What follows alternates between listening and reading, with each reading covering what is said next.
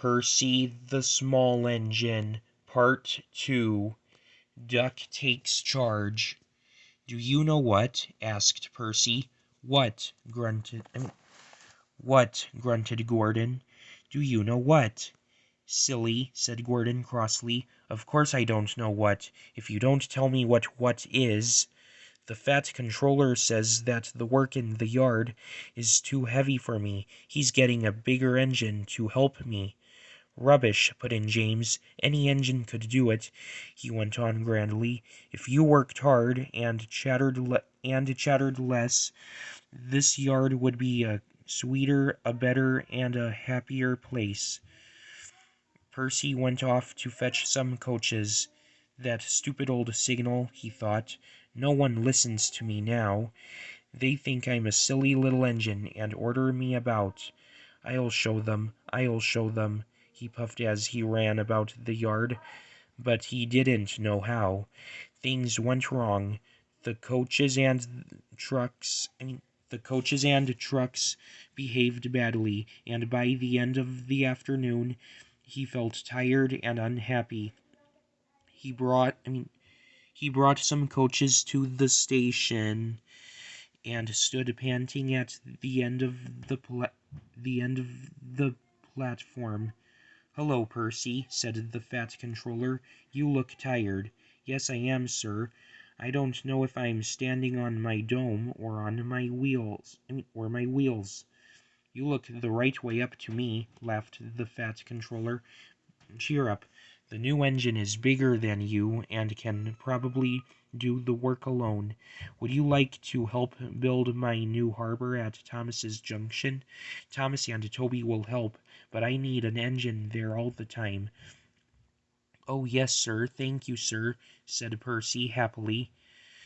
The new engine arrived next morning. "What is your name?" asked the fat controller kindly. "Montague, sir, but I'm usually called Duck. They say I waddle. I don't really, sir, but I like Duck better than Montague." "Good," said the fat controller. "Duck it shall be. Here, Percy, come and show Duck around. Here, Percy, come and show Duck round." The two engines went off together. At first the trucks played tricks. But soon found that playing tricks on Duck was a mistake. The coaches behaved well, though James, Gordon, and Henry did not. They watched Duck quietly doing his work. He seems a simple sort of engine," they whispered. "We'll have some fun." "Quack! Quack!" they wheezed as they passed him. Percy was cross, but Duck took no notice. "They'll get tired of it soon," he said.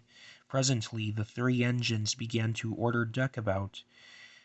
Duck stopped. "Do they tell you to do things, Percy?" he asked. "Yes, they do," answered Percy sadly. "Right," said Duck. "We'll soon stop that nonsense." He whispered something. "We'll do it tonight." The fat controller had had a good day. There had been no grumbling passengers. All the trains had run to time, and Duck had worked well in the yard. The fat controller was looking forward to hot buttered toast for tea at home.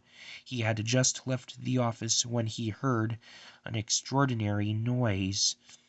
"Bother," he said, and hurried to the yard. Henry, Gordon, and James were wheezing and snorting furiously, while Duck and Percy calmly sat on the points outside the shed, refusing to let the engines in. "Stop that noise!" he bellowed. "Now, Gordon." "They won't let us in," hissed the big engine crossly.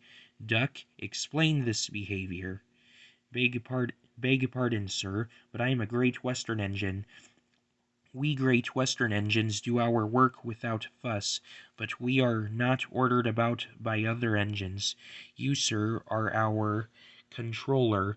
We will, of course, move if you order us, but begging your pardon, sir, Percy and I would like Percy and I per, Percy and I would be glad if you would inform these engines that we only take orders from you.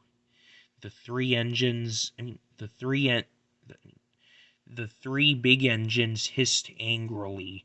"Silence!" snapped the Fat Controller. "Percy and Duck, I am pleased with your work today, but not with your behavior tonight. You have caused a disturbance." Gordon, Henry, and James sniggered. They stopped suddenly when the Fat Controller turned on them. "As for you," he thundered, "you've been worse. You made the disturbance. Duck is quite right. This is my railway, and I give the orders." When Percy went away, Duck was left to manage alone. He did so easily.